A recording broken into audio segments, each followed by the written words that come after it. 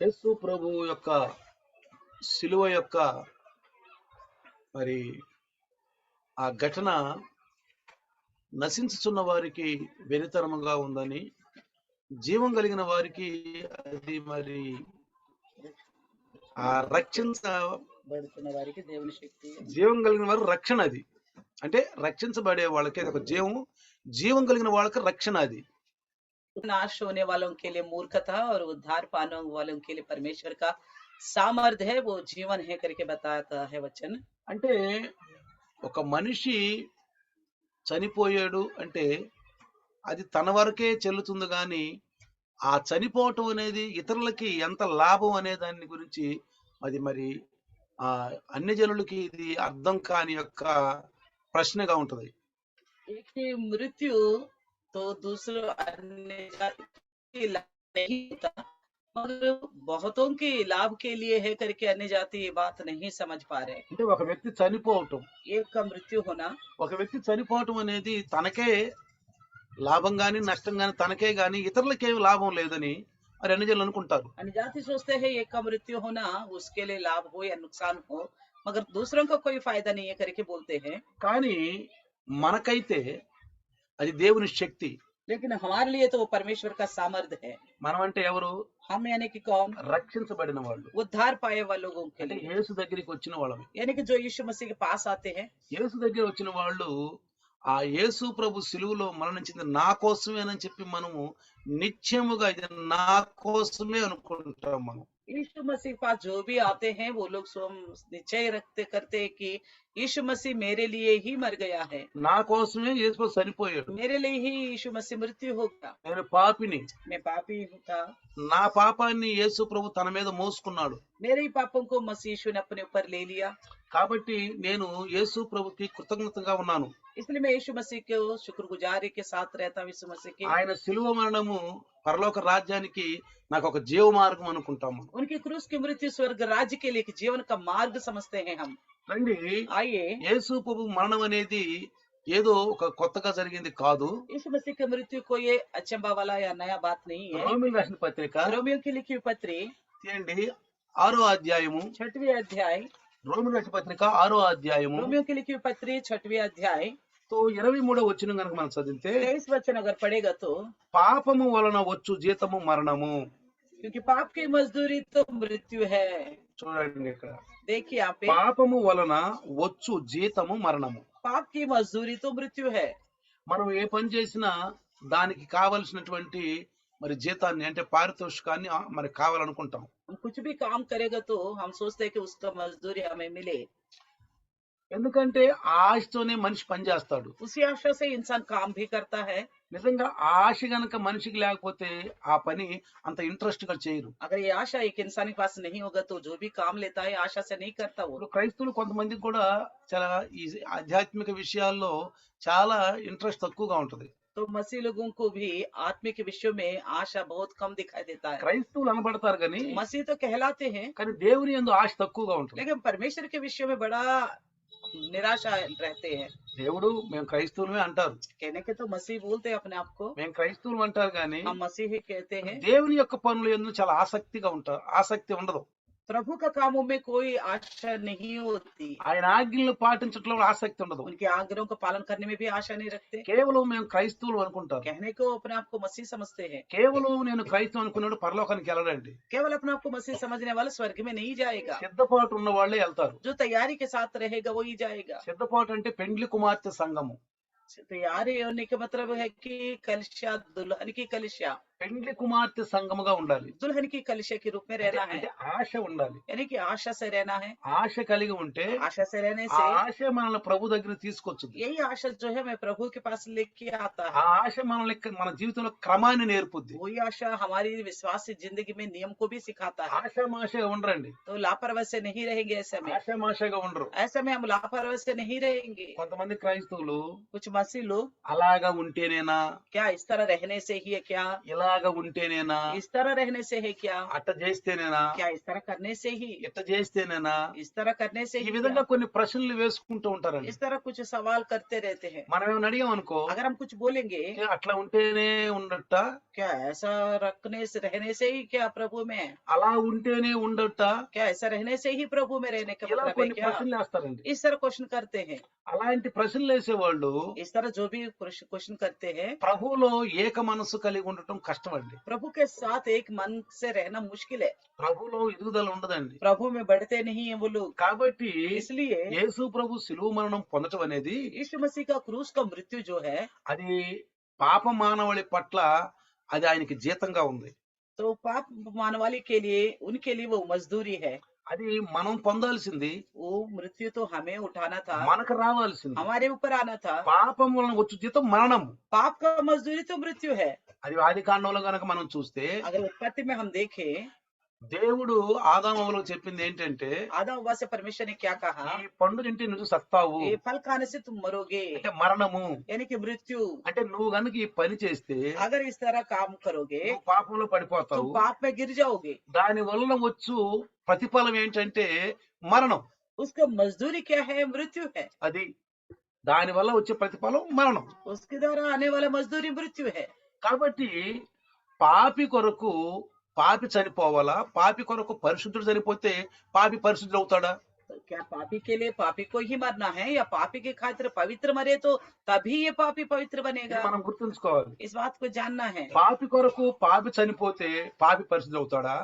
పాపి కొరకు పరిశుద్ధుడు చనిపోతే పాపి పరిశుద్ధుడు అవుతాడా? पापी की खातिर पापी मर जाए तो क्या पापी पवित्र हो जाएगा, या पापी की खातिर पवित्र मर गए तो क्या पापी पवित्र हो ఈ जाएगा? ప్రశ్న ప్రతి ఒక్కరు మనం వేసుకోవాలి. इस प्रकार का सवाल हर एक अपने आप को करे। అలా ప్రశ్న కనుక మనం వేసుకుంటే इस तरह का क्वेश्चन करे तो ప్రతి ఒక్కరు క్రీస్తు దగ్గరికి వస్తారండి. हर एक मसीह के पास जरूर आएंगे। ప్రతి ఒక్కరు క్రీస్తు దగ్గరికి వస్తారు. हर एक मसीह के पास आएगा। ఎందుకని? क्यों? నా పాపాన్ని నేను తీసేసుకోను. मैं अपने पाप को तो नहीं निकाल सकूंगा। ప్రతి మనిషి నేను పాపిని అని గ్రహిస్తే, हर एक इंसान अपने आप को पापी समझेगा तो నేను పాపిని కాబట్టి నా పాపాన్ని నేను తీసేసుకోలేను. मैं पापी हूँ इसलिए मैं अपने पापों को निकाल नहीं सकता నా हूँ। పాపాన్ని ఇంకొక మనిషి తీసేయలేడు. मेरे पापों को कोई और भी नहीं निकाल सकता। కాబట్టి యేసు ప్రభు నా పాపాన్ని తీసేందుకు వచ్చిన పరిశుద్ధుడు అని మనం గనక తెలుసుకుంటే यीशु मसीह पापियों को बचाने के लिए आया है, वो पवित्र है करके जानेगा तो మనం ఇతరులకు కూడా ప్రోత్సహిస్తాం. हम दूसरों को भी प्रोत्साहन दे सकते हैं। మనకు తెలుసు हम जानते हैं ఇది ఈ మరణం వచ్చింది ఎందుకంటే ఇది మనం పాపుల వలనే ఆ పాపం ఆయన మీద మోసుకున్నాం. तो मृत्यु क्यों आई है? पाप की वजह से। मगर ये पाप का मजदूरी यीशु ने अपने ऊपर ले लिया है, అది మనకు రావాల్సింది. वो हमारे ऊपर आना था।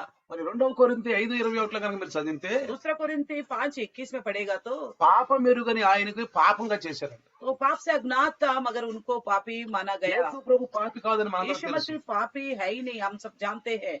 మనందరూ తెలుసు, మన క్రైస్తవులకు మనకు తెలుసు. सब मसीह लोगों को पता है ये बात। ఆయన పాపి కాబట్టి చనిపోయాడు అని అనుకోవచ్చు ఇతరులు. लोग समझते हैं कि वो पापी था इसलिए उनका मृत्यु हो అందుకే गया, అంత భయంకరమైన దుర్మార్గం మరణం వచ్చింది. इसलिए शायद उनको इतना भयानक मृत्यु आगे करके लोग समझ सकते हैं। అనుకుంటారు क्या सोचते हैं? అంత భయంకరమైన దుర్మార్గం ఈ ప్రపంచం ఎవరికి రాలేదు, అది యేసు ప్రభువుకి వచ్చింది.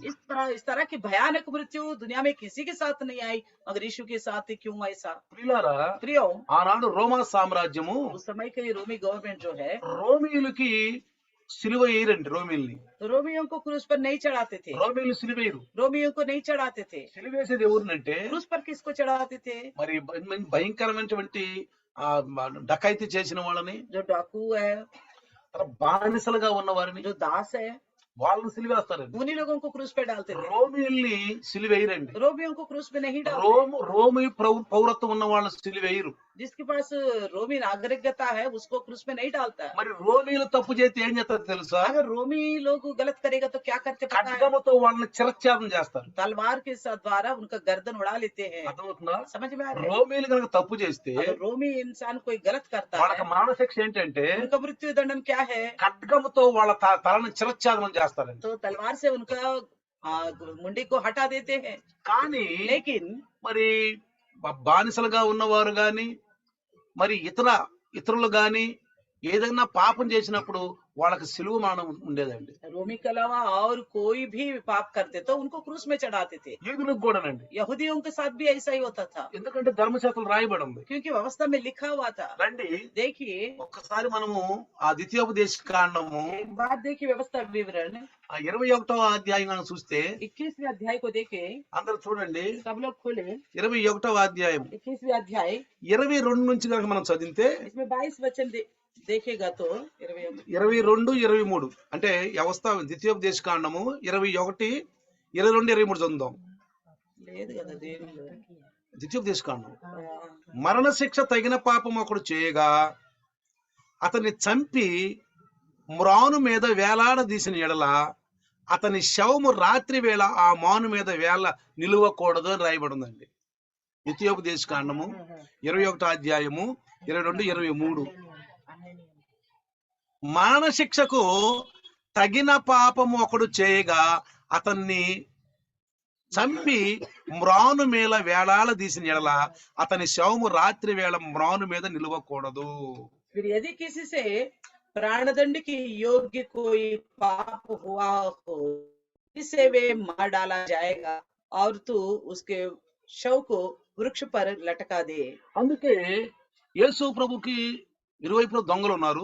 हम देखते हैं यीशु मसीह के दोनों तरफ चोर हैं, వారు నిందిస్తూ ఉన్నారు. वो निंदा कर रहे थे। అయితే యేసు ప్రభుని సాయంకాలానికల్లా ఆ సిపాయిలు ఏం చేశారంటే అతన్ని చంపటానికి అతన్ని ప్రయత్నించారు. तो यीशु मसीह को शाम तक खत्म करने के लिए यत्न किया था सिपाही ने, చంపటానికి అతను ప్రయత్నించారు. यत्न करा था। ముందు బల్లెంతో పొడిచారు, पहले से बल्ला से मारा, చూశారు देखा బ్రతికేడా చచ్చిపోయాడా. अभी भी जिंदा है या मरा ఆ है। సిపాయి ఏమన్నాడంటే सिपाही ने क्या कहा, ఇతను చనిపోయాడు ये అన్నాడు. मर गया बोला। అందుకని ఎవరు కూడా ఆయన కాళ్ళు చేతులు ఎవరు ఎరగొట్టలేదండి. इस वजह से उनका कोई भी ना हाथ पैर तोड़ा यीशु का। దేవునికి అర్పించబడిన దానిని ఏదైనా ఎరవబడకూడదు, ఎముక ఎరవబడకూడదని లేఖన భాగంలో రాయబడిందండి. वचन में लिखा गया था परमेश्वर को जो भी चीज चढ़ाया जाता है उसका हड्डियों को नहीं तोड़ना चाहिए, ఒక్కడు ఎరవబడకూడదండి. एक भी हड्डी नहीं टूटना ఈ चाहिए। లేఖన భాగాలు నెరవేర్చడానికి వచ్చిన యేసు ప్రభు అండి. यीशु मसीह वचन को पूरा करने के लिए आया है। తర్వాత చూడండి, बाद में देखिए, వేలాడదీయబడిన వాడు దేవునికి శాపగ్రస్తుడు. जो क्रूस पर लटकाया गया है वो शापित है करके लिखा हुआ है। వేలాడదీయబడిన ఎవరు? कौन है? శాపగ్రస్తుడు. वो शापित है। ఆ శాపగ్రస్తులు ఏం చేస్తారంటే సిలువ మీద వేలాడదీస్తారు. उस शापित लोगों को ही लटकाते हैं क्रूस पर। భయంకరమైనటువంటి ఆ చావు వాళ్ళకు ఉంటదండి. ये तो बहुत भयानक मृत्यु है। కనుక నీ దేవుడైన యెహోవా స్వాస్థ్యమిచ్చుచున్న దేశమును నీవు అపవిత్రపరచుకున్నట్లు అగత్యముగా ఆ దినమున వారిని పాతి పెట్టవలెను. वो शव रात को वृक्ष पर टंगा ना रहे, अवश्य उसी दिन उसे मिट्टी देना है। అదే సమయంలో యేసు ప్రభుల వారు చనిపోతున్నప్పుడు ఇక పొద్దుకోకపోతుందండి. यीशु मसीह के मृत्यु के समय अंधेरा हो रहा था, ఎందుకంటే మధ్యాహ్నం మొదలుకొని 3 గంటల వరకు పూర్తిగా అంధకారం అయిపోయిందండి. क्योंकि दोपहर से लेकर 3 बजे तक पूरा अंधेरा चा लिया था। సూర్యుడు అంట కనుమరుగైపోయాడు రాయబడింది. तो सूरज दिखाई नहीं पड़ा। సువార్తలో రాయబడింది सुसमाचार में लिखा गया సూర్యుడు అంట కనుమరుగైపోయాడు, सूरज दिखाई नहीं पड़ा, పూర్తిగా అంధకారం అయిపోయింది. पूरा अंधेरा चा लिया। కాబట్టి ఆ తరువాత ఆయన ప్రాణం విడిచిన తర్వాత ప్రొద్దుగోకక ముందే ఆయన్ని సిలువలో నుంచి కిందకు దించారండి. उनका प्राण त्यागने के बाद अंधेरा होने से पहले उनको क्रूस से नीचे उतारा गया। అరిమతయ్య ఒక మంచి నీతిపరుడంట, ఆయన మంచి సభ్యుడంట. ఆయన अरिमथै जो है धर्मी इंसान था, ఆయన సన్హెడ్రిన్ సభలో సభ్యుడు కూడా. वो सेनेट सभा का एक मेंबर भी था। కానీ ఒక విషయం ఏంటంటే ఇక్కడ एक और बात क्या है, పిలాతు యేసు ప్రభును మీరు తీసుకెళ్లి మీరే మరణశిక్ష విధించుకొని చెప్పి ఆ యూదులకు అప్పచెప్పబోతున్నప్పుడు यहूदियों को पिलातुस ने सौंप दिया था यीशु मसीह को, और तुम्हारी मर्जी के अनुसार तुम इसके साथ करो। వాళ్ళు ఏమన్నారంటే उन्होंने क्या कहा, మాకు ఒక మనిషికి మరణశిక్ష విధించే అధికారం లేదు అన్నారు. हमारे लिए तो किसी की और मृत्यु का दंडन देने का अधिकार नहीं है करके ఎందుకంటే बताया। తెలుసా, क्यों पता है? సన్హెడ్రిన్ సభ యొక్క సంఘములో నుండి ఆ మరణశిక్ష అనేది వాళ్ళు ఉపయోగించకుండా అధికారాన్ని తీసుకొని రోమా సామ్రాజ్యంలో ఉన్న వాళ్ళు అది అమలు పరచడం మొదలు పెట్టారు. तो सेनेट सभा के मेंबर जो है वो उनको अधिकार नहीं है करके बोलने पर वो रोमी साम्राज्य के लोगों ने उसको लेके उसको इस्तेमाल करने మొదట लगा। ఉండేది, पहले होता था, మొదట యూదులను విమర్శించేది సన్హెడ్రిన్ సభే. पहले यहूदियों में विमर्शन करने वाला सेनेटरी सभा ही था, కానీ ఈయన రోమీల కింద వీళ్ళు పరిపాలన కింద ఉన్నారు. लेकिन अभी रोमी साम्राज्य के नीचे था ये लोग। వీళ్ళకున్న హక్కులన్నీ వాళ్ళు इनकी తీసేసుకున్నారు. जितनी हक है वो सब कुछ उन्होंने ही छीन लिया था। మాటైతే సన్హెడ్రిన్ సభలో ఉన్న వాళ్ళే ఒక వ్యక్తికి మరణశిక్ష విధించే హక్కు ఉంది. पहले तो सेनेटरी सभा के जो मेंबर है उन्हीं को ही ये हक था, किसी का भी कोई भी दंड दे सकते थे। కానీ ఇప్పుడు ఆ హక్కుని వాళ్ళు తీసేసుకున్నారు. लेकिन वो उस हक को अभी रोमी साम्राज्य ने ले लिया ఆ था, రోమా సామ్రాజ్యం కిందకు వచ్చేసింది అది. इसलिए रोमी साम्राज्य के नीचे आ गया था। కాబట్టి इसलिए మనం జాగ్రత్తగా గమనిస్తే ध्यान से सुनो, తో యూదులను ధర్మశాస్త్ర ప్రకారముగా వాళ్ళని ఆ యొక్క శిలువ మీద ఆ టైములో ఉన్నటువంటి ఆ యొక్క మరణ క్రమాన్ని వాళ్ళు పాటించారండి. यहूदी जो है वो क्रूस की मृत्यु उस समय जो नियम था उसका ही पालन किया था। మనం గనక లోకాసు వార్త గనక చూస్తే तो देखिए लूका सुसमाचार లోకాసు వార్త 23వ అధ్యాయం గనక మనం చూస్తే 23वें अध्याय देखे, వాళ్ళు ఆ పిలాతు దగ్గరికి వచ్చి ఆయన మీద ఏమేమి ఎలిగేషన్లు వేస్తున్నారో జాగ్రత్తగా మనం గమనిస్తే पिलातुस के पास आके यीशु का विरुद्ध क्या क्या निंदा कर रहे थे हम ध्यान से देखे। ఒకటి 5వ వచనం కనుక చూస్తే 23 5వ వచనం చూస్తే లోకాసు వార్త लूका सुसमाचार के 23वें अध्याय का 5वें वचन देखे, ఇతడు గలిలియా దేశం మొదలుకొని ఇంతవరకును యోదయ దేశం అంతటా ఉపదేశించుచు ప్రజలను రేపుచున్నాడని మరింత పట్టుదలగా చెప్పిరి. पर वे और भी दृढ़ता से कहने लगे, ये गलील से लेकर यहाँ तक सारे यहूदियों में उपदेश दे देकर लोगों को भड़काता है।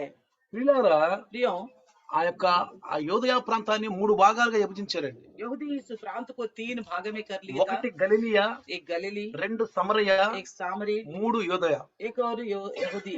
ఒకటి एक तो గలిలియా, गलीली, 2 సమరయ, एक दूसरा सामरी, 3 యోదయ. तो तीसरा जो है यहूदा। కానీ యేసు ప్రభు గలీలీలోనే ఎక్కువ సువార్త అందించాడండి. यीशु मसीह गलील के प्रांत में ही ज्यादा सुसमाचार सुनाया था। ఎందుకని గలీలీ ప్రాంతంలోనే చుట్టూరు తిరిగి ఎందుకని సువార్త ఎక్కువ అందించాడంటే क्यों ज्यादातर गलील की जगह में ही सुसमाचार सुनाया था? గలీలీ ప్రాంతంలో 250 పట్టణాలు ఉన్నాయంటండి. तो गलील की एरिया में 200-250 नगर थे, షహర్. ఆ, 250 పట్టణాలు ఉన్నాయంట. 250 नगर थे। తరువాత అక్కడ సమాజ మందిరాలు కోకొల్లలో ఉన్నాయంట. और समाज मंदिर भी बहुत सारा था वहाँ पे। గలిలీలో ఉన్నటువంటి సమాజ మందిరాలు ఏ ప్రాంతంలో లేవండి. जितनी समाज मंदिर जो गली में है उतना और कहीं नहीं था। మరి పట్టణాలు కూడా ఎక్కువ పట్టణాలు ఉన్నాయండి. तो ज्यादा शहर भी उसी में थे। అందుకనే పరిశుద్ధాత్మ దేవుడు इसलिए पवित्र आत्मा परमेश्वर యేసు ప్రభుకి ఆత్మశక్తినిచ్చి मसीह यीशु को आत्मा में शक्ति दिया, ఆయనకి అగవాయిస్తూ उनको अगुवाई करते ఆయన हुए, నడిపిస్తూ उनको अगुवाई करते ఆ हुए। గలిలీ ప్రాంతంలో ఉన్నటువంటి పట్టణాలన్నిటికీ సువార్త అందించాడు. तो इसलिए गलीली प्रांत की सारे जगहों में उन्होंने सुसमाचार ఆయన सुनाया था। సువార్త అందించడానికి అది అనుకూలంగా ఉంది. वहाँ पे सुसमाचार सुनाने के लिए सहूलियत था। మనం కూడా ఉదయాన్నే లేచి ప్రార్థన చేసుకోవాలి. हम भी सुबह उठ के प्रार्थना करना ఏం चाहिए। ప్రార్థన చేసి తెలుసా? क्या क्या प्रार्थना करना पता है? ఎవరికన్నా ఒక చిన్న ఒక వ్యక్తి కన్నా నేను వాక్యం చెప్పేటప్పుడు సహాయం చేయాలి. प्रभु किसी एक को तो कम से कम मैं वचन बताने की मदद करूं, నా సాక్ష్యం చెప్పేటట్టు. मैं अपना गवाही बता सकूं।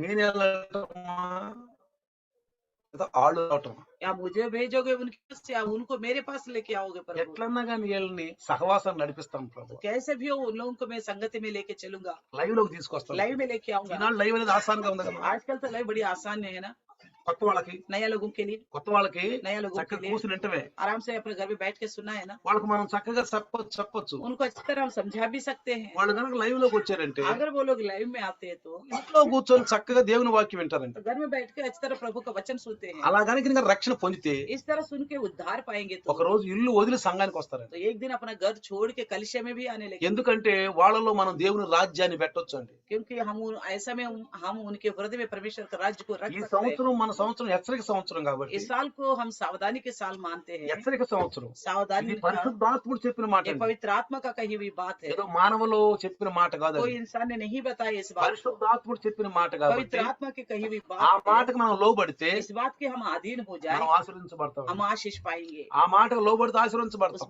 बात के अधीन होने से ही आशीष मिलेगा। ఎవరినైనా ఒకరు హెచ్చరించాలండి. किसी एक को तो कम से कम सावधान करें, హెచ్చరించాలండి. सावधान करें। పిల్లల్ని హెచ్చరించండి. बच्चों को सावधान करो, భర్తను హెచ్చరించండి. హెచ్చరించండి, पति को सावधान करो, భార్యను హెచ్చరించండి, पत्नी को सावधान ఇంట్లో करो, ఉన్న బంధువులను హెచ్చరించండి, घर के रिश्तेदारों को सावधान ఇరుగు करो, పొరుగు వారిని హెచ్చరించండి, आसपास के लोगों को सावधान करो, మన ఎదురుగా ఉన్న వారిని హెచ్చరించండి, सामने लोगों को सावधान మీ करो, డ్యూటీలో ఉన్న వారిని హెచ్చరించండి. आपकी ड्यूटी में जो आपके साथ है उनको सावधान करो। సమయాన్ని మాత్రం వ్యర్థం చేయబాకండి, समय को व्यर्थ नहीं गवाना, సమయాన్ని మాత్రం వ్యర్థం చేయబాకండి. व्यर्थ नहीं गवाना समय को। దినమంతా दिन भर సమయం గురించి ప్రార్థన చేసుకోండి. समय में प्रार्थना कीजिए, ఎక్కువగా ఫోన్లో మాట్లాడబాకండి, ज्यादातर फोनों में नहीं लगे रहना, ఫోన్లో ఎక్కువ మాట్లాడటం, ज्यादातर फोनों में लगे रहना, నవ్వుకోటాలు. हंसते हुए रहना। ఇంకొకటి ఏంటంటే दूसरी बात क्या है, బైబిల్లో ఉన్న వాటికి విరుద్ధంగా చేస్తే కొన్నిసార్లు మనకి కొన్ని బాధలు కూడా వస్తాయండి. तो बाइबल का विरुद्ध कुछ भी हम करेगा तो कई बार हमें दुख उठाना भी पड़ेगा। బైబిల్లో కూడా చూడండి, బైబిల్ రాయబడిన విధంగా మనం చూస్తే बाइबल में जैसा लिखा गया हम देखें, కొన్నిసార్లు మనం చేసే పనులు బైబిల్కి విరుద్ధంగా ఉంటాయి. कई बार हम जो करते हैं वो बाइबल के खिलाफ होता है। ఫోనుల్లో కొంతమంది ఎక్కువగా మజాకులు, నవ్వుకీలు మాటలు అవి మాట్లాడుకుంటుంటారు. कुछ लोग फोन में ज्यादातर हंसी मजाक करना, बस दूसरों के बारे में बात करना, यही करते అవి रहते हैं। మాట్లాడుకోకూడదండి. वो नहीं बोलना चाहिए। ఎందుకని? क्यों? మనిషి దేవుని స్వరూపము. इंसान जो है परमेश्वर का स्वरूप है। మనిషిని రక్షించడానికే యేసు ప్రభువుని దేవుడు పంపాడు. इंसान को बचाने की खातिर ही परमेश्वर ने यीशु को भेजा था। ఆ మనిషి మీద ఏదో తప్పులు మోపాలని పంపలేదండి. तो दूसरे इंसान के ऊपर हम गलत इल्जाम लगाए करके नहीं भेजा गया। ఆయన పంపించింది ఎందుకు? उनको क्यों भेजा నువ్వు गया? మనుషుల యొక్క పాపాలు క్షమించని तुम పంపించాడు. मनुष्यों को पापों को क्षमा करो करके మనం भेजा కూడా गया। ఇతరుల యొక్క విషయాలను క్షమించే ఉండాలి. दूसरों की మనుషులుగా మాట్లాడడం ఇబ్బందికరంగా ఉంటుంది. कई बार हम दूसरे के साथ हंसी मजाक करने की उसका అందుకే सामना करना पड़ेगा। రాయబడి ఉంది, इसलिए फिर से మీరు लिखा गया है, సరసోక్తులైనను आप हंसी బూతులైనను మాట్లాడకూడదని ఉంది. अब हंसी मजाक भी नहीं करना, ना गालियां बकना करके लिखा हो। ఇంకొకటి, మనం కొన్నిసార్లు వరుసలు పెట్టి మాట్లాడుకుంటాం. तो कई बार हम रिश्तेदारी जैसा बातें करते हैं, रिश्ता मिलाते हुए వరుసలు పెట్టి మాట్లాడుకుంటాం. रिश्ता मिलाते हुए बातें करते हैं। అట్లా బైబిల్ అది అనుమతిట్లు, వరుసలు పెట్టి మాట్లాడుకోవడం అనుమతించలేదు. तो इस तरह का रिश्ता मिलाते हुए एक विश्वास से दूसरे विश्वास से बात करने के लिए बाइबल इजाजत नहीं देती। బైబిల్ ఏమంటుంది? बाइबल क्या कहती है? సిస్టర్స్ బ్రదర్స్ भाई और बहन है। ఏమంటుంది బైబిల్? क्या कहता है? మీరు సహోదరులు, आप भाई हो आपस में, సహోదరి మణులు. आप बहनों हो మనం आपस में। సిస్టర్ అనాలి. हमें एक दूसरे को बहन बोलना है। Sister praise the lord, sister praise the lord बोलना है, brother praise the brother lord. Praise the lord बोलना है। క్రైస్తవత్వంలో రక్షించబడిన వాళ్ళు ఉన్నటువంటి ఆత్మీయ లాంగ్వేజ్ ఏంటంటే ప్రైజ్ ద లార్డ్. मसीह में जो उद्धार पाए हैं उनकी आत्मिक भाषा क्या है? प्रेज लॉर्ड बोलते हैं और ब्रदर और सिस्टर्स बोलते हैं। సంఘంలోకి వచ్చిన వాళ్ళందరినీ కూడా మనం ఎలా సంబోధించాలంటే ప్రైజ్ ద లార్డ్ అని సంబోధించాలి. దేవునికి స్తోత్రం. परमेश्वर की कलिशा में जब हम इकट्ठे हो जाते तो दूसरों से प्रेज द लॉर्ड करके परमेश्वर का महिमा हो करके हाथ మనం मिलाना है। ఎక్కడ కలిసినా గానీ ప్రైజ్ ద లార్డ్ వందనాలు మర్చిపోకూడదు. हम कहीं पे भी मिले विश्वासी के सामने प्रेज द लॉर्ड बोलना नहीं కొంతమంది बोलना। చెప్పరండి, कुछ लोग बोलते नहीं है, ప్రైజ్ లార్డ్ చెప్పరు. प्रेज लॉर्ड नहीं बोलते। క్రైస్తవులు చాలా మంది. बस मसीह लोग बहुत सारे लोग, ఎందుకో తెలుసా? क्यों पता है? అట్లా చెబితేనే మనం క్రైస్తవులమా అంటారు. क्या इस तरह बोलने से ही हम मसीह है क्या करके చాలా कहते हैं? మంది ఈ మాటలు ఆడతారండి. कई सारे लोग इस तरह का सोचते हैं, అలా చేస్తేనేనా, क्या इस तरह करने से क्या, అట్లా ఉంటేనేనా, इस तरह रहने से ही అది क्या? తప్పు. అలాంటి ఆ ప్రశ్నార్థకమైన మాటలు రాకూడదు. इस तरह का सवाल जैसा बातें करना गलत है। మనం ఎవరు ఎప్పుడు కలుసుకున్నా గానీ हम कभी भी मिले praise the lord, praise the lord बोले, దేవునికి స్తోత్రం. परमेश्वर की महिमा हो। మనం వందనాలు, ఎక్కువ వందనాలు చేస్తాం. మనం తెలుగు ज्यादातर हम जय मसीह बोलते हैं, తెలుగు వాళ్ళు ఏమంటారు? వందనాలు అంటారు. जय मसीह बोलते हैं। కాబట్టి మన యొక్క ఆత్మీయ పలకరింపు ఏంటంటే ప్రైజ్ ద లార్డ్. हम आत्मिक लोग हैं, आपस में हम प्रेज लॉर्ड बोल के ही बात करना है। అలా మనం వందనాలు చెప్పుకున్నప్పుడు, అంటే నేను ఎప్పుడు చెప్పాను, అసలు మనం కలిసినప్పుడు ఎందుకు ప్రైజ్ లార్డ్ చెప్పుకోవాలి, ఎందుకు వందనాలు చెప్పుకోవాలి, हम जब भी इकट्ठे हो जाते तो क्यों प्रेज लॉर्ड बोलना है बताइए? ఎందుకు వందనాలు చెప్పుకోవాలి? क्यों बताना है? పోయినసారి మనందరం బతికున్నాము, पिछले बार जब मिले थे तब भी हम सब जिंदे थे, మనందరం हम బతికున్నాము. सब जिंदा था। ఇప్పుడు కూడా మనం దేవుడు సజీవ లెక్కలో ఉంచాడు, अभी भी परमेश्वर हमको जिंदा रखा है, సజీవ లెక్కలో ఉంచాడు. जिंदा रखा है। కాబట్టి దేవుని నామానికి వందనాలు. इसलिए परमेश्वर के नाम की महिमा हो बोलना चाहिए। మనం పోయిన కలిసినప్పుడు మనకి దేవుడు మనల్ని కాపాడాడు. पिछली बार जब मिला था तब भी हम ठीक ठाक थे, ఇప్పుడు కూడా మనల్ని దేవుడు కాపాడాడు. अभी भी परमेश्वर ने हमको बचा కాబట్టి దేవుని నామానికి వందనాలు. इसलिए कहना चाहिए कि परमेश्वर की महिमा हो। అందుకే మనం దేవుని నామానికి వందనాలు చెప్పాలి. इसीलिए परमेश्वर के नाम की महिमा करना है। చాలా మంది మనం కలిసి కలిసామనుకో बहुत सारे लोग जैसे आपस में मिलते हैं, క్రైస్తవుల మాట చెప్తున్నాను, मसीह लोगों की बातें कहता हूँ। అన్ని జనులకి ఎన్ని క్రమాలు अन्य తెలియలేండి. जाति के पास ये नियम तो है ही नहीं, అందుకే క్రమము లేని వారు అక్రమం చేయు వారులని యేసు ప్రభు చెప్పి అన్నాడు. इसलिए जिसके पास नियम नहीं है उनको कहा ये कुकर्म करने वालों। క్రైస్తవుడు క్రమం లేని వాడుగా ఉండకూడదండి, मसीह लोग जो है बिना नियम का नहीं रहना चाहिए, క్రమం నేర్చుకోవాలండి. नियम को सीखना चाहिए। పిల్లవాడిని స్కూల్కి ఎందుకు పంపిస్తాం? बच्चों को स्कूल क्यों भेजते हैं? ఏమంటాము? क्या कहते మరి हैं? ఇంట్లో ఉండి చండాలంగి చేస్తాడు, ఇంటి ఆడ పంపితే క్రమం నేర్చుకుంటాడు అంటాం. घर में रह के बिगड़ जाएगा, स्कूल जाएगा तो नियम सीखेगा करके बोलते हैं। ఎందుకు మనం ప్లే స్కూల్ పంపిస్తాం? क्यों प्ले स्कूल में डालते हैं? చిన్న పిల్లవాడిని తీసుకెళ్ళి ఎందుకు పెడతాం? ఏడుస్తున్నా मासूम కానీ, बच्चों को ले जाके रो रहे तब भी छोड़ के क्यों आते हैं? ఏడుస్తున్నా కానీ తీసుకెళ్తాం. रोते हुए बच्चों को भी छोड़ के आते ఎందుకు हैं। తీసుకెళ్తున్నామంటే क्यों छोड़ के आते ఆ हैं? పిల్లవాడు క్రమం वो నేర్చుకుంటాడు. बच्चा नियम को सीखेगा। అందుకనే సంఘంలో మనం క్రమం నేర్చుకుంటామండి. इसी प्रकार हम कलिशे में भी नियम सीखते हैं। ఎందుకంటే వినటం వల్ల విశ్వాసం కలుగుతుంది కదా. लिखा है ना, सुनने से विश्वास ఆ बढ़ती है। ఆ మాటలు ఏం మాటలు? యేసు మాటలు. वो भी बात कौन सी बातें है? मसीह की बातें। ఇంకా ఏరే మాటల ద్వారా మనకు విశ్వాసం और కలగదండి. दूसरी बातों के द्वारा हमारे विश्वास नहीं మనకు बढ़ेगा। విశ్వాసం కలిగేది క్రీస్తు మాటలు. हमारे विश्वास बढ़ेगा केवल मसीह की बातों के ఒక द्वारा। విషయం చెప్పమంటావా? एक और बात बताऊं, నిజంగా ఆత్మలో రక్షించబడిన వాళ్ళు యేసు మాటలు తప్ప ఇంకేం మాటలు మాట్లాడకూడదు. सच्ची में जो आत्मा में उद्धार पाया है वो मसीह यीशु की बातों के अलावा और कोई बातें नहीं बोलना चाहिए। బైబుల్ మాటల ద్వారా ఇంకేం మాటలు మాట్లాడకూడదు. बाइबल की बातों के अलावा दूसरे की फालतू की बातें नहीं बोलनी चाहिए। ఆలోచనలు కూడా బైబిల్ ఆలోచనలాగా ఉండాలండి. सोच भी बाइबल का अनुसार का सोच होनी నువ్వు चाहिए। అన్ని జనుల మధ్యలో ఉండా, अच्छा चाहे आप अन्य जाति के बीच में हो, డ్యూటీలో ड्यूटी में हो, వ్యక్తుల యొక్క ఆత్మిక మర్చిపోకూడదు. आत्मिक बातों को नहीं भूलना అవి चाहिए। దేవుణ్ణి మహిమర్చే మాటలండి. तो परमेश्वर की बातें जो है महिमा देने वाली बातें చాలా हैं। మంది క్రైస్తవులను చూశాను నేను. कई सारे मसीहों को मैंने देखा, ఆ చర్చిలో ఉన్న కాసేపు బాగుంటారు, चर्ची में जितना समय है उतने समय ठीक रहते हैं, వాక్యం వినకే బాగుంటారు. वचन सुनते हैं तो इतना ठीक रहते అక్కడ हैं। నుంచి బయటికి వెళ్తే ఇక లోక మాటలు తప్పితే దేవుని మాటలు ఉండవండి. वहां से बाहर आने के बाद उनके संसार की बातों के अलावा परमेश्वर की बातें होते ही नहीं है। అసలు దేవుని మాటలు వాళ్ళ యొక్క జీవితంలో కనపడవండి. प्रभु की बातें उनकी जिंदगी में दिखता भी नहीं है। అందుకనే దేవుని యొక్క బిడ్డలు మెళుకువ కలిగి ఉండమని చెప్పాడు. इसलिए परमेश्वर के बच्चों को बताया गया है कि जागते रहे। మెళుకువ అంటే ఇదేనండి, जागते रहने का मतलब ये है, సిద్ధపడుతూ ఉండాలండి. तैयारी के साथ रहना है, సిద్ధపడుతూ ఉండాలి. तैयारी के साथ रहना है, ఆత్మిక ఆభరణాలు ధరించుకుంటూ ఉండాలి. आत्मिक अलंकरण करते रहना चाहिए। రోజుకి ఆత్మీయ ఆభరణాలు ధరించుకుంటూ दिन ఉండాలి. पे दिन आत्मिक आभूषण को पहनते रहना है। ఇది చాలా ముఖ్యమండి. ये बहुत जरूरी विषय है। సిద్ధపాటు అనేది ముఖ్యమండి. तैयार होना बहुत जरूरी ఏదో विषय है। రక్షించబడ్డాము అయిపోయింది అనుకోకూడదు. हम उन्हें उद्धार पा लिए बस हो गए करके नहीं నేను समझना। ఎప్పుడు 89 రక్షించబడ్డాను, हमें 79 में बच गया, उद्धार पाया हूँ, అప్పుడు రక్షించబడ్డాను, तब उद्धार पाया हूँ, ఇక రక్షణ గురించి అంత ఆలోచన ఏం లేదు. और आगे को उद्धार के बारे में सोचने की जरूरत नहीं నేను है। యేసు ప్రభువుని తెలుసుకున్నాను, मैंने तो मसीह यीशु को जान चुका हूँ, ఇక అంతవరకు అయిపోయింది అనుకోబాకండి. बस हो गए करके नहीं सोचना, అలా అట్ట అనుకోబాకండి. इस तरह नहीं सोचना। సిద్ధపాటు అనేది కావాలి. तैयार के साथ रहना जरूरी 10 है। మంది కన్నికలప్పుడు మనం చక్కగా విన్నాం మెసేజ్ సందేశం. 10 कुमारियों को लेके हमने अच्छी संदेश सुना था। 5గురే వెళ్ళారండి పెళ్లి కుమారుతోటి. तो दुल्हा के साथ 5 लोग ही गया था। 5గురే పెళ్లి కుమారునితో వెళ్ళారు. दुल्हा के साथ 5 लोग ही गए थे। వచ్చింది ఎంతమంది? आए कितने लोग थे 10 जाने मंदी। के लिए? 10 लोग आए थे। ఎందుకు వచ్చారు? क्यों आए थे? వాళ్ళ యొక్క గోల్ ఏంటి? उनका उद्देश्य निशाना क्या था? పెళ్లి కుమార్తె పెళ్లికి వచ్చారు వాళ్ళు. तो दुल्हा के साथ जाने के लिए आए थे। కానీ వెళ్ళింది ఎంతమంది? लेकिन गए कितने लोग? 5గురే. 5 ही लोग गए। మరి ఎవరు 5గురు?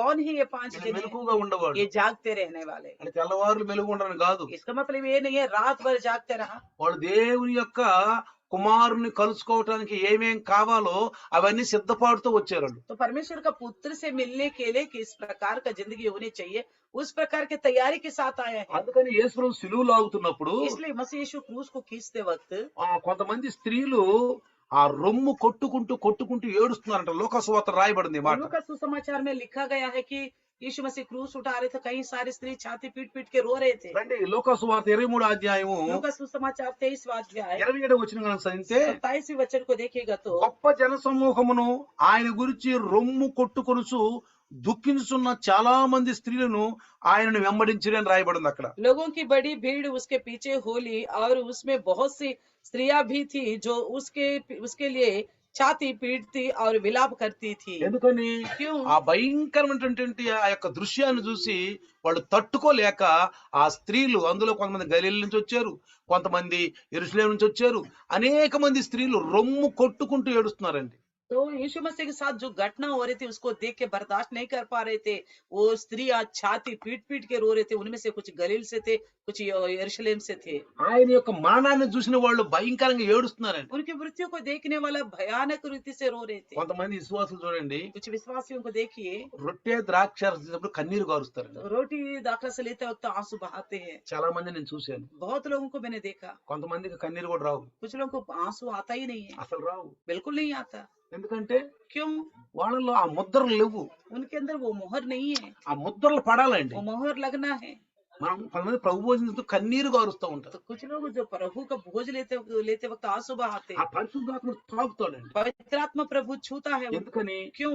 దైవదాసుడు ఆ రొట్టె యేసు ప్రభు శరీరము, प्रभु का दास बोलता है कि वो रोटी जो है यीशु का शरीर है, ఆ యొక్క ద్రాక్ష రసము ఆయన రక్తం, वो दाख रस यीशु का लहू है। ఆయన రక్తం కారుతుందండి. उनका लहू बहाया जा रहा ఆ है। రక్తం అంతా కారిపోతుంది. सारा लहू बह चुका है। అక్కడ ఉన్న స్త్రీలందరూ కూడా वहाँ की जितनी स्त्रियां हैं, ఆ రక్తం నా కొరకు కార్చబడుతుంది. ये लहू मेरे लिए बहाए जा रहे రొమ్ము हैं। కొట్టుకుని కొట్టుకుని वो ఏడుస్తున్నారు. छाती पीट पीट के रो रहे थे। మనం ఈ యొక్క సిలువు ధ్యానాల్లో మనం ఉన్నాం. हम इस क्रूस के ध्यान में ఈ हैं। 40 దినాలు సిలువు ధ్యానంలో మనం ఉన్నాం. 40 दिन क्रूस के ध्यान में हैं। మనం కూడా ఎక్కువగా సిలువు ధ్యానంలో మనం ఉండాలండి. ज्यादातर क्रूस के विषय में हम ज्यादा ध्यान करते లోక हैं। విషయాలు ఎక్కువ ధ్యానం ఉంచబాకండి. संसार के विषय में ज्यादा ध्यान नहीं ఈ लगाना। 40 దినాలు నేర్చుకోండి. ये 40 दिन में सीखिएगा। నీతి అభ్యాసం నేర్చుకోండి. धार्मिकता का अभ्यास कीजिएगा। మీరు కొన్నిసార్లు వినండి, कई बार आप सुनिए, డాక్టర్లు ఏమంటారంటే डॉक्टर लोग क्या बोलते हैं, పేషెంట్ ను వాకింగ్ చేస్తున్నామని అంటారు. पेशेंट से कहते हैं कि आप क्या वॉकिंग करते हो? షుగర్ ఉన్న వాళ్ళు जिनके पास शुगर है, వాకింగ్ చేస్తున్నాం అంటారు. आप वॉकिंग करते हो? నేను ఉదయాన్నే లేవలేకపోతున్నానండి అంటారు. पेशेंट बोलेगा मैं सुबह सुबह उठ नहीं पा रहा हूँ। ఏమంటారు డాక్టర్? तब डॉक्टर क्या कहेगा, ఒక్క 4 రోజులు లెగు, 4 दिन उठो, ఉదయాన్నే లెగు, सुबह सुबह उठो, నీకు అలవాటు అయిపోతుంది. आपको आदत हो जाएगा। ఒక్క 4 రోజులు 5 రోజులే 4-5 दिन की बात है बस, కొంచెం ఇబ్బందికరంగా ఉంటుంది. थोड़ा दिक्कत लगता है। ఆ తర్వాత చూడు उसके बाद देखो నీకు అలవాటు అయిపోతుంది. आपको आदत हो जाएगा। కాబట్టి ఈ 40 దినాలు కూడా మనకి ఒక మంచి అలవాటు మనం నేర్చుకోవాలి. तो 40 दिन में भी एक अच्छी आदतों को सीखना है हमें। అది దేవుని యొక్క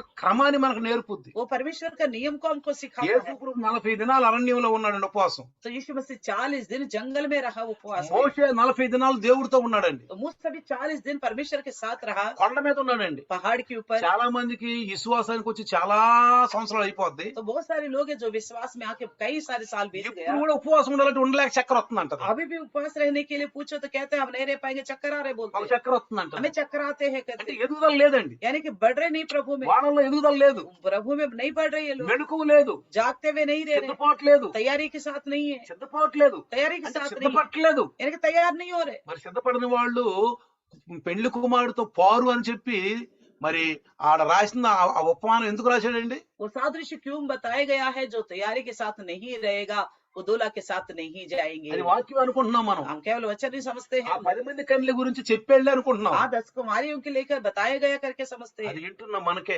सुनने वाला हमारे लिए है, చదువుతున్న वो మనకే, पढ़ने वाला हमारे लिए है, రక్షణ वो పొందిన మనకే, उद्धार पाए हुए लोगों की खातिर ही है, సంఘములో సభ్యులుగా చేరిన మనకే, कलिसिया में जो शामिल हुआ उनके लिए है ये మనకేనండి सादृश्य। అది.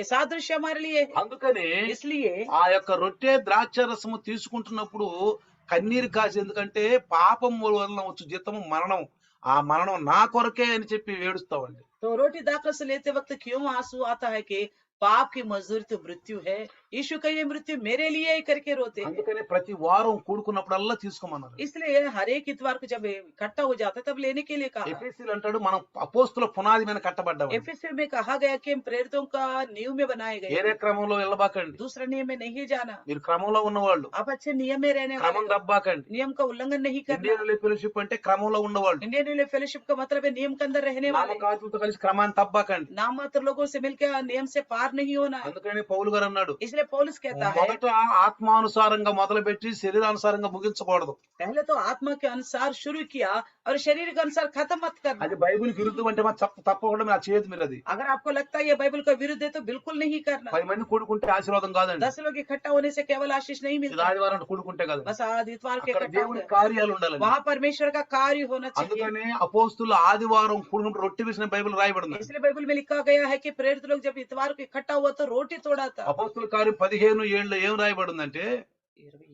సారీ 27లో ఏం రాయబడిందంటే प्रेरितों के काम 20:7 में क्या लिखा गया है? వాళ్ళు కూడుకున్నప్పుడు రొట్టె విరిసినని రాయబడింది. जब उन्होंने इकट्ठा हुआ इतवार को रोटी तोड़ा करके लिखा गया ఆ है। రొట్టె విరవాలని మనం वो रोटी को तोड़ना है हमें। పునరుద్ధాన దినం రోజు కూడుకున్నప్పుడు ఆ రొట్టె విరవాలి. पुनरुत्थान का दिन जब इकट्ठा हो जाता तो रोटी तोड़ना है। అది మన జీవితాలకు ఆశీర్వాదం. वो हमारी जिंदगी के लिए आशीर्वाद है। మనకు మెలకువగా ఉంటది. हम जागते रहने మనలో पाएंगे। పరిశుద్ధాత్మ దేవుడు మరి నిలుస్తాడు. हमारे अंदर पवित्र आत्मा परमेश्वर स्थिर रहेगा। రోగాలు కూడా పోతాయి అంట. रोग भी दूर हो जाएगा। రోగాలు కూడా పోతాయి. रोग भी दूर हो जाएगा। ఒకవేళ పెద్ద రోగాలు ఏమైనా ఉందా क्या पता भयानक कोई बीमारी है అవి आपके మనలో अंदर, ఎక్కువగా పనిచేయవండి. वो हमारे अंदर काम नहीं कर पाएगा। ఒకసారి నాకు 2 కళ్ళల్లో సుక్కడాలు వచ్చినాయండి. मेरे एक बार मेरे दोनों आंखों में मोती बिंदु हो गया था। 2 కళ్ళ సుక్కడాలు వచ్చినాయి. दोनों आंखों में मोती बिंदु हो गया అయితే था। టెస్ట్ చేస్తే टेस्ट करने से దాన్ని ఆపరేషన్ చేయాలన్నారు. उसको ऑपरेशन करने के लिए అప్పుడు बोला। మన సిస్టర్ జయ సిస్టర్, మన సురేష్, మన रोजा। రోజా సిస్టర్, మన సురేష్ మన సంఘంలో ఉన్నారు. उस वक्त रोजा और सुरेश इधर दिल्ली में थे, कलिसिया में మన సంఘంలో ఉన్నారు. थे। అయితే మన రోజా సిస్టర్ నర్సింగ్ చేసిందంటే విజయవాడలో. तो सिस्टर ने विजयवाड़ा में नर्सिंग का काम करी थी। ఆయన అంది, అయ్యగారు అవి పంపియండి, మా డాక్టర్ పంపిస్తానని. तो सिस्टर ने कहा वो कागज मुझे भेजिए, मैं डॉक्टर को पता करूंगी, डॉक्टर को भेजूंगी। ఆయన ఫోటో స్టార్ట్ చేసి డాక్టర్ तो పంపించింది. सिस्टर ने फोटो कॉपी करके डॉक्टर को भेज दिया। ఆయన ఏమన్నాడు తెలుసా? उन्होंने क्या कहा पता है? అమ్మాయిని కళ్ళు కనపడుతున్నాయి అసలు అని అడిగాడంట. आखिर इनको क्या दिखाई देता है अभी? बिल्कुल। ఏమని అడిగాడు? क्या करके पूछा? ఈయనకి కళ్ళు కనపడుతున్నాయి అసలు. आखिर इनको दिखता है आंखें? बिल्कुल। ఎందుకండి డాక్టర్ కాదంట. सिस्टर ने कहा क्यों डॉक्टर जी? ఈ స్థితిలో ఆయన కళ్ళు కనపడమమ్మా అని. जितनी इनकी प्रॉब्लम दिख रहा है उसके मुताबिक इनको तो बिल्कुल नहीं दिखना चाहिए। అమ్మాయి అన్నంటే చక్కగా బైబిల్ చదువుతున్నాడండి అందంట. तो सिस्टर ने कहा हमारे पास तो बिल्कुल ठीक ठाक बाइबल पढ़ रहे हैं। బైబిల్ చదువుతున్నాడా? बाइबल पढ़ रहे हैं। ఈ స్థితిలో బైబిల్ చదివేటట్లు లేదమ్మా ఇది. इनकी रिपोर्ट तो ऐसा लगता है ये बिल्कुल पढ़ नहीं सकता। ఈయనకి కళ్ళు పూర్తిగా ఇదైపోయినాయి. इनकी आंखें तो पूरी तरह रोशनी चले गई। కానీ చూడండి लेकिन देखिए నాకేం కాల. मेरे साथ ऐसा कुछ नहीं हुआ। అంటే మనలో ఉంటాయండి జబ్బులు. हाँ, बीमारियां तो हमारे अंदर रहेंगे, ఉండవు అనుకోబాకండి. ये नहीं रहेंगे करके मत सोचना। మనలో ఉంటాయి हमारे अंदर रहेंगे, కానీ అవి మనలో ఉండి మనల్ని ఎక్కువగా పాడు చేసే విధంగా ఉండవండి. हमारे अंदर रह के हमें ही खराब करने का जैसा नहीं रहेंगे। ఇంకొక విషయం చెప్తాను. एक बात और बताऊंगा। నేను హాస్పిటల్లో వెళ్ళినప్పుడు, అప్పుడు స్టంట్ వేసుకోవడానికి వెళ్ళినప్పుడు जब स्टंट के लिए मैं गया था हॉस्पिटल में, అక్కడ ఒక అతను వచ్చాడు. एक आदमी आया था वहाँ पे। ఆయన ఏమన్నాడు తెలుసా? उन्होंने क्या कहा पता है? నిజంగా మనం ధన్యులు వండి అన్నాడు. हम धन्य लोग ये बोला। ఎందుకు అన్నా నేను. मैंने कहा क्यों? ఎందుకంటే क्योंकि ఎంతో మంది ఆయన కుకింగ్ చేస్తాడంట. वो खाना बनाने वाला है, కుకింగ్ చేస్తాడంట. खाना बनाने का काम करता है। ఆయన ఏమన్నాడు తెలుసా? उन्होंने क्या बोला पता నేను है? దగ్గర ఇక్కడికి 20 మందిని తీసుకొచ్చానండి. तो मैं कम से कम यहाँ पे स्टंट के लिए 20 लोगों को लेके आया हूँ। అనారోగ్యం గాని, జ్వరం గాని, స్టంట్ ఏదన్నా గాని. तो कोई भी परेशानी, बीमारी, स्टंट किसी चीज के लिए हो। ఎప్పుడు కరోనా అప్పుడు कौन सा समय में? कोरोना का समय में। ఇక్కడికి రాకముందే చనిపోయారు కొంతమంది. कुछ लोग यहाँ हॉस्पिटल से पहुँचने से पहले ही मर गए थे। కొంతమంది హాస్పిటల్కి ఎంటర్ అయినా చనిపోయారంట. कुछ लोग हॉस्पिटल में एंटर होके तब मर गए थे। కొంతమంది ఆ గేట్ ఓపెన్ చేస్తున్నప్పుడు చనిపోయారంట. कुछ लोग दरवाजा खोलते खोलते मर गए थे। కొంతమందిని తీసుకొచ్చి బిస్తర్ మీద పండబెట్టిన చచ్చిపోయారంట. कुछ लोगों को बिस्तर में लेटाने के बाद मर गए थे। దేవునికి స్తోత్రము. प्रभु की महिमा हो। మనల్నైతే చక్కగా తీసుకొచ్చి చక్కగా ఇక్కడ అంతా ట్రీట్మెంట్ జరిగి మంచి ఆరోగ్యంగా ఉండడానికి దేవుడు మనకు సహాయం చేశాడు. तो हमारे विषय में तो प्रभु ने ठीक ठाक लेके आया, इलाज करवाया और ठीक ठाक घर पहुंचाया। प्रभु का महिमा। క్రైస్తవులో ఉన్న వారికి ఉన్న ఆధిక్యం తెలుసా? मसीह में जो हम हैं, हमारे लिए अधिकार क्या पता మనకు है? బాధలు రావని కాదండి. हमारे लिए तकलीफ नहीं आएंगे करके नहीं। నువ్వు రక్షణ పొందినా आप उद्धार पाने पर ఇది भी పాపమయ శరీరమే. शरीर तो पापमय शरीर ముళ్ళు है। గుచ్చుకుంటే నొప్పి వచ్చుద్దండి. और कांटा चुभेगा तो जरूर दर्द होगा। ముళ్ళు గుచ్చుకుంటే నొప్పి వచ్చుద్దండి. कांटा चुभेगा तो दर्द तो నువ్వు होगा। రక్షణ పొందినా వచ్చుద్దండి. आप उद्धार पाए हो तो भी दर्द आएगा। నీకు అనారోగ్యాలు వస్తాయండి. बीमारियां तो आएंगे। ఇక్కడ పొల్యూషన్ వల్ల కూడా రావచ్చు. पोल्यूशन की वजह से भी आ सकता చిన్న है। ఆహారం ద్వారా రావచ్చు. जो खाते उस खाने के द्वारा भी आ सकता है। కానీ लेकिन మనం ట్రీట్మెంట్ దాకా వెళ్ళేదాకా ఉండదండి. तो ट्रीटमेंट जाने तक हमारे ఒకవేళ ఉండలేదు, मान लीजिए नहीं रहा, అది మనకు ట్రీట్మెంట్ అందలేదు, ट्रीटमेंट भी नहीं मिला, మధ్యలో చనిపోయాం, रास्ता में ही मर गया, పరలోకానికి तो వెళ్ళిపోతాం. स्वर्ग में चले जाएंगे। అంటే జీవించినా మనం ధన్యులమే, और जीवित रहे तो भी हम धन्य हैं, మరణించినా ధన్యులమే. मर भी गए तो भी धन्य हैं। ఎందుకని? क्यों? ఇక్కడ చూడండి, यहाँ देखिए ఆ యెరూషలేముకు మాత్రం రొమ్ము కొట్టుకుంటూ यरूशलेम की जो बेटी स्त्रियां हैं छाती पीटते हुए 28 వచ్చిన చదివితే 28 वचन पढ़ने से లోక 23-28 लूका 23 अध्याय का 28 యేసంట వారి వైపు తిరిగి, యెరూషలేము కుమార్తెలారా నా నిమిత్తము ఏడవకుడి, మీ నిమిత్తమును మీ పిల్లల నిమిత్తము ఏడుబుడి అంటున్నాడండి. यीशु ने उनकी ओर मुड़कर कहा कि यरूशलेम की पुत्रियों मेरे लिए मत रो, परंतु अपने और अपने बालकों के लिए रो। ఏమన్నా ఎందుకన్నాడు ఈ మాట? क्यों कहा यीशु ने बात? వాళ్ళేమో రొమ్ము రొమ్ము కొట్టుకుని वो ఏడుస్తున్నారండి. तो छाती पीट पीट के विलाप कर रहे थे, అంత భయంకరంగా ఏడుస్తున్నారండి. इतनी भयानक रीति से కానీ रो रहे యేసు थे। వారి వైపు తిరిగి ఏమంటున్నాడు? लेकिन यीशु उनकी ओर मुड़कर क्या बोलता है? ఓ యెరూషలేము కుమార్తెలారా, हे यरूशलेम की पुत्रियों, నా నిమిత్తం ఏడవకుడి, मेरे लिए मत रो, మీ నిమిత్తమును మీ పిల్లల నిమిత్తం ఏడువుడి. परंतु अपने और अपने बालकों के लिए रो। అంటే అర్థం ఏంటి? इसका मतलब क्या है? ఏడవద్దని కాదు. रोने से मना नहीं है, ఒక్క విషయం అమ్మా, एक विषय है, మీ గురించి మీ పిల్లల గురించి ఏడవండి. आप अपने बच्चों के लिए रो। ఎందుకో తెలుసా? क्यों पता है? నేనైతే దేవుని యొక్క లేఖన భాగాలు నెరవేర్చడానికి వెళ్తున్నా.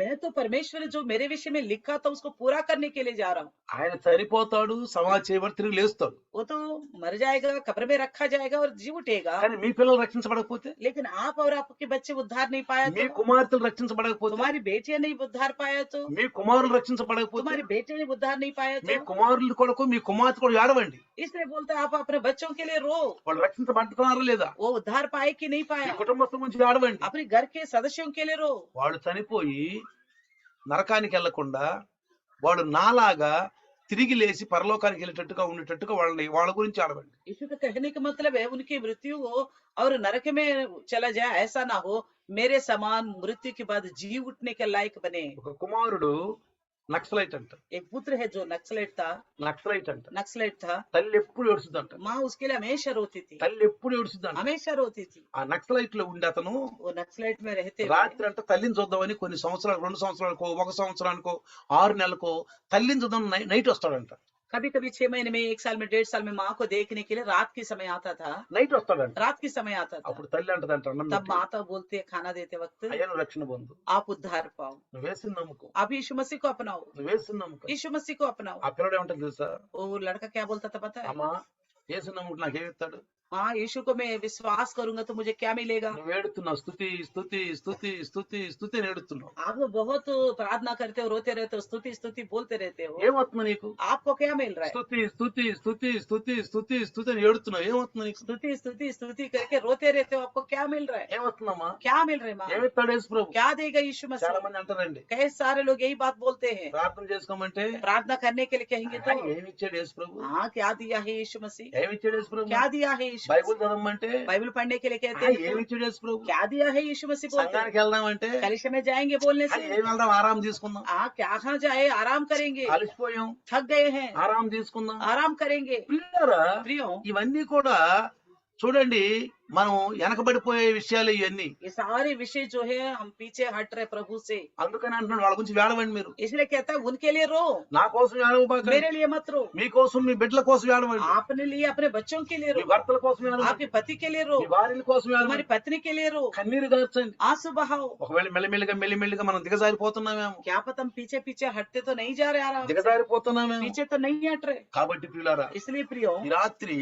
इस रात के समय దేవుని యొక్క మహాకృప మనతో ఉందండి. परमेश्वर का महान कृपा हमारे साथ है। మనం పొందాల్సిన మరణం యేసు ప్రభు పొందుతున్నాడు. हम जो मृत्यु उठाना था यीशु मसीह उठा रहे हमारे बदले, ఆ జీతం మనకు రావాల్సిందండి. वो मजदूरी हमको मिलना ఆ था, మరణం అనే జీతం మనకు वो రావాలండి. मृत्यु का यानी कि मृत्यु वाला मजदूरी हमको मिलना था, ఎందుకంటే యేసు ప్రభు ఆదాము సంతానం కాదండి, क्योंकि मसीह यीशु आदम का संतान नहीं था, మనం ఆదాము సంతానం. हम तो आदम का संतान है, మనం ఆదాము సంతానం. हम आदम का संतान हैं। ఆదాము పండు తినటం వల్ల, आदम के फल खाने की वजह అవ్వ से, ఆదాములు పండు తిని పాపం చేయటం వల్ల, अव्वा आदम ने फल खाने से पापी ఆ बन गया। పాప ఫలితం ఏంటంటే మరణం. तो पाप का मजदूरी क्या हुआ? मृत्यु। నిత్యం నువ్వు చచ్చిపోతా ఉన్నాడు, निश्चय तेरा मृत्यु होगा, నువ్వు నిత్యం చచ్చిపోతా ఉన్నాడు. निश्चय मरोगे बोला प्रभु కాబట్టి ने।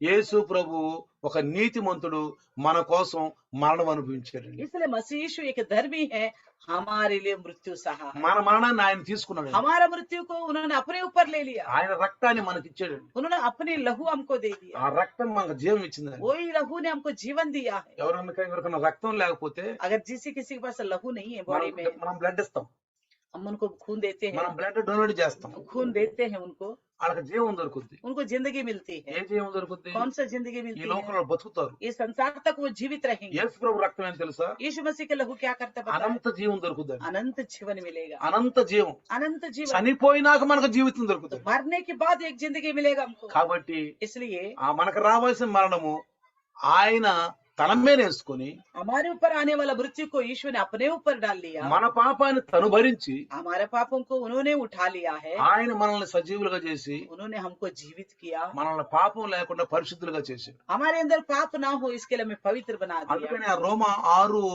6:23లో ఒక మాట రాశాడు కింద. इसलिए रोमियो की पुस्तक 6:23 में एक बात लिखा है, అయితే దేవుని కృపావరము మన ప్రభు అయిన క్రీస్తు యేసునందు నిత్య జీవము. परंतु परमेश्वर का वरदान हमारे प्रभु यीशु मसीह में अनंत जीवन है। చూడండి బైబిల్ చూస్తే మీకు అర్థం అవుతుంది. बाइबल देखे तो आपको समझ में आएगा। ఏమంటున్నాడు? क्या कहता है? దేవుని కృపావరము మన ప్రభు అయిన క్రీస్తు యేసునందు నిత్య జీవము. परमेश्वर का वरदान हमारे प्रभु यीशु मसीह में अनंत जीवन है। కాబట్టి మనకు నిత్య జీవం కావాలంటే इसलिए हमको अगर अनंत जीवन चाहिए तो మన మరణాన్ని ఆయన మీద వేసుకున్న యేసయ్య వైపు మనం తిరగాలి. हमारे मृत्यु को जिन्होंने अपने ऊपर डाल लिया उस यीशु की ओर हम फिरना రండి चाहिए। చిన్న ప్రార్థన చేద్దాం. आइए छोटा सा प्रार्थना రండి करेंगे। చేసేస్తాం మన ప్రార్థన आइए చిన్న छोटा सा प्रार्थना करेंगे। आइए प्रभु से प्रार्थना करेंगे। सच्ची में हम सब पापी थे, हम सब पाप का संतान थे, Amen. मगर प्रभु यीशु मसीह में महान कृपा। पाप का मजदूरी तो मृत्यु था, मगर मृत्यु यीशु मसीह ने अपने ऊपर ले लिया, क्योंकि परमेश्वर की महान कृपा है कि यीशु मसीह को उस मृत्यु में छोड़कर और उस यीशु के नाम से हमें अनंत जिंदगी दे दिया। इसलिए हमें बड़े मुश्किल से उद्धार मिला है। हम लापरवाह ना करें उस उद्धार को लेकर। हम प्रभु में आ चुके हैं, आ गए हैं। फिर से संसार की ध्यानों में ना जाए, संसार की बातों पे ना जाए। हम आपस में कलिसिया बन के रहे, वचन सुने, दूसरों को प्रोत्साहन दे और अपने परिवार को भी बचाने का यत्न करे। चुपचापता में नहीं रहे, नहीं तो हम एक दिन प्रभु को बोलेगा, तू मेरा क्रूस का विषय को लेकर मत रो। तुम्हारे लिए, तुम्हारे अपने बच्चों के लिए, अपने पति के लिए, अपने पत्नी के लिए, अपने रिश्तेदारों के लिए रो करके प्रभु बोलता है।